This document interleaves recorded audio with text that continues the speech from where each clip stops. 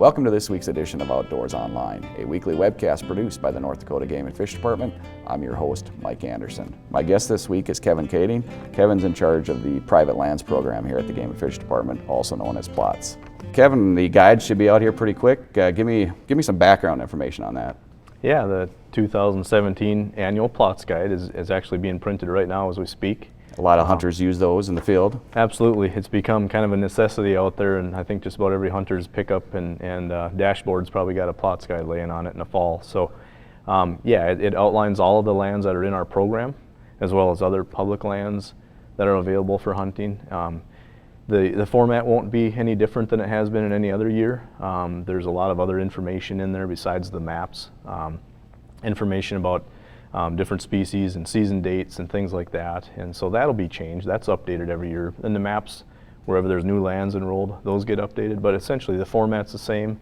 Hunters can probably expect to see some more yellow squares in the PLOTS guide this year. We've added some land to the program, increased it by about 11,000 acres, so that's kind of nice to hear, and they'll just have to start searching around and try to find those areas on their own. 20-year anniversary this year for the PLOTS guide. Right, yeah, it's hard to believe. I mean, when anything, that's a long time to be doing anything, I guess. But 20 years for the program. It started about '97, and it's been going well ever since. I mean, it's had different changes along the way, and, sure. and the program's always adjusting, and things are always changing out on the landscape. So our program has to be kind of continually adjusting to that as well. And a lot of things like the CRP and Farm Bill and things like that change on a continual basis too. We're kind of always chasing that and adjusting to that as well. 2007, we had 1 million acres of plots. We're at 738,000 now. What's the plan for the future? Well, our goal is still 1 million acres. I mean, we're still keeping that goal as our main goal to try to get to, but our management objective is to try to just maintain as many high quality acres as we can in the program. And what's changed in the last 10 years is that a lot of those acres of CRP that were ready-made habitat, those opportunities aren't as frequent. Right. And so those are becoming less and less available to us. And so our field staff are having to work more on developing habitat, working with different partners, other state and federal agencies, U.S. Fish and Wildlife Service, and the NGOs like Pheasants Forever and Ducks Unlimited, trying to work with different partners to try to develop the habitat and then put the public access agreement on top of that. So it just takes more work, and these are good projects. They take more time. They're not quite as easy as the old way we had to, where we could just put a public access agreement on top of a ready-made CRP field. Those were, like I said, just easy to enroll. There was an abundance of CRP, and now as that's gone away and slowly changing, we're just having to work a lot harder at getting those good quality habitat acres in the program. One thing we should mention too, Kevin, it's not, I mean, you can go online and the maps are updated right as new plots come in. So it's not just the PLOTS guide. You can do a mobile app, you can do it online. Just give me a little information on what a hunter needs to do if they want to find something online. Well, just like anything, everything is going digital or electronic now, and that's great. There's, in addition to the hard copy printed guide, hunters can actually download an app for their smartphone and pull the PLOTS guide up on their smartphone. They could also go on their computer, and there's a viewer on there. They could view the maps and mobile viewer that way and take a look at everything that way if they want to. Just depends on what they're looking for, but a lot of different applications out there, and just another way that the program has evolved. The hard copy should be available here middle to end of August. Right. What can people expect when they pick up a copy? Yeah, I mean, it's fairly straightforward publication. The map sheets have different colors indicating different types of lands that are available for hunting. There's a legend in there that lays out the different features and the different types of land, explains the different regulations that are on those particular lands, and I think for the most part that's again hasn't changed in all the years that we've done the guide. Just gets updated every year. I think hunters have become pretty familiar with the different types of lands, whether it's a wildlife management area, a PLOTS tract, or a wildlife or a waterfowl production area. There's a lot of different types of lands that are available, state, federal, those types of lands, and the private lands as well. So they'll notice that, and again, there'll probably be some more yellow squares in the guide this year. Which is the PLOTS, the PLOTS land. Absolutely, yep. Those are the PLOTS lands, the private land that are enrolled in the program. So they'll see some additional yellow on some map sheets. Other map sheets, they might see a decrease. The program's always changing. Some of these areas are getting a little tougher to find good habitat and enroll acres. But the eastern part of the state is actually down a little bit. And some of the larger tracts that we've enrolled in the Badlands are some big additions to the program. Well, with this year, Kevin, it's kind of an unusual dry year. How's that affecting our PLOTS lands out there? Right, yeah, this was a lot of dry conditions this year. I'm sure everybody's heard about it and probably knows what's going on a little bit, but there might be some folks that are in the eastern part of the state or from out of state that aren't aware of what's happening. But as you go west in the state, it gets pretty dry and pretty extreme drought conditions going on in certain areas, and it will have an impact on all habitat and our PLOTS as well. PLOTS has a feature that does allow haying or grazing on these lands, and so a lot of these lands will have some of that going on. They're all different. So in most cases, there's habitat left out there, or on some portion of the tract, there's some habitat left.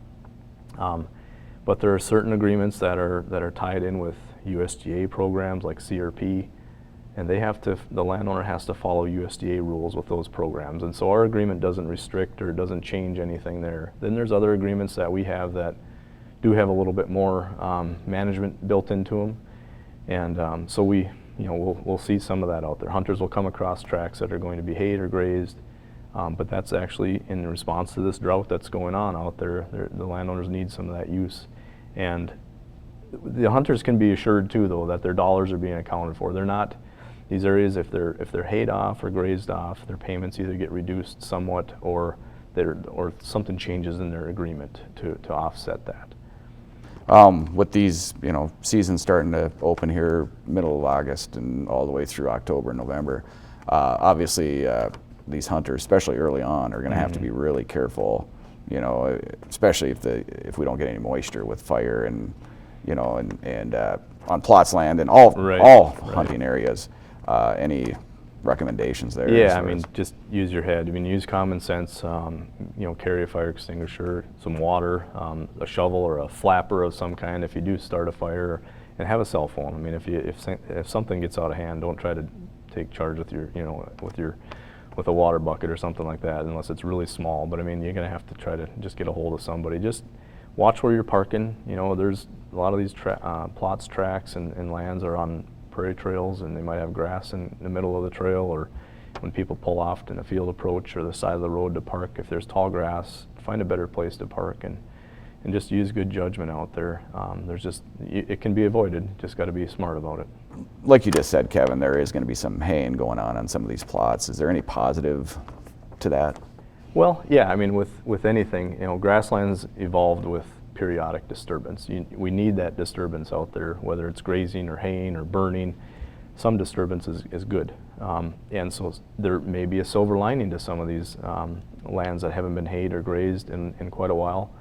Now we have the opportunity. Producers can get pretty creative when they need hay and need grass, and a lot of these areas that we have don't have water, don't have fences, and so they're not really set up for grazing. But if they're looking for pasture or hay right now, we've taken the opportunity to help some of these producers out, but also it helps us out too, getting some management completed on some of these tracts that haven't had management for quite a while. And so it might be a short-term loss right now this year, but it's going to help maintain that stand and that grass diversity over the long haul. So that's a good thing overall. I mean, it's might not look that appealing right now, but over the long term it'll be better for that grassland. So hunters just have to be patient. Absolutely. I mean, it's like anything. It's our wetlands dry down and they get they fill back up and things kind of come and go. That's just the prairies doing what they do. But yeah, if we're patient, in a couple of years things can rebound pretty nice. Actually, things can rebound if we have some fall rains and we get a good regrowth this fall. We could have some of that initial regrowth starting already. But it's that long-term diversity of the stand that you're looking for, and to try to keep those things maintained and rejuvenated from time to time. Any other changes to the program? Well, yeah, Mike. One of the things that we've done over 20 years now, the program is always adjusted, always changing, and we're making it fit for what's on the landscape. But This year, we're actually doing a fairly intensive survey of hunters and landowners that are in the program and landowners that are not in the program. This is just starting now, so we're trying to find out more from hunters what they want about, what they want in the program, what do they want to find when they go out to a PLOTS tract, and landowners, what works for them and what doesn't work for them. We need to have a program that works for both. If we don't have a program that a landowner is interested in, it doesn't do anybody any good. They won't sign up.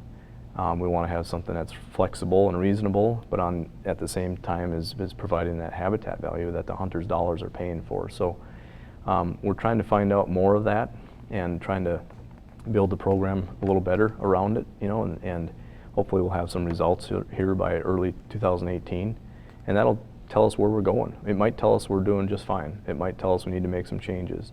It might tell us we need more waterfowl hunting access. It might tell us we need more Badlands type tracks. It might tell us our focus is still on pheasants or upland game.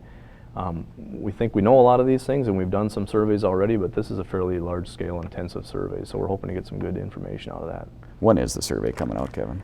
The survey should be starting with hunters here very shortly, within probably the next month, and then as we get into later fall, probably after harvest, when things kind of quiet down for landowners, we'll start talking to landowners a little bit more. And it's a phone survey, and so if anybody gets a phone call or I know there's a lot of scams and a lot of things going on out there, and people are cautious about that type of stuff. But this is a legitimate survey, and it's sponsored by the Game and Fish Department. It's an outside consulting firm that's doing the work for us, but we'd like good participation. That just helps us build a better program.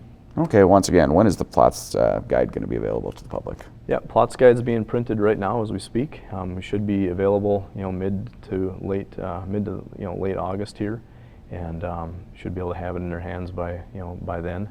Like I said, we have 738,000 acres available this fall, and should be some good hunting on PLOTS land this fall. And they can go online right now and download a PDF file of a map sheet. Yeah, the PDF files, if someone's wanting to get a hold of it before the printed version comes out, they can go online on our website right now, or download it onto their smartphone, whatever they prefer.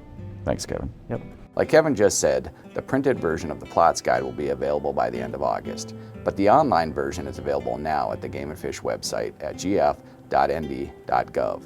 Go to the PLOTS private lands link and follow the links to the online version of the guide.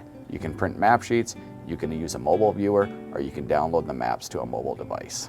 For Kevin Kading and the rest of the staff here at the Game and Fish Department, thanks for joining us this week. We'll see you again next week.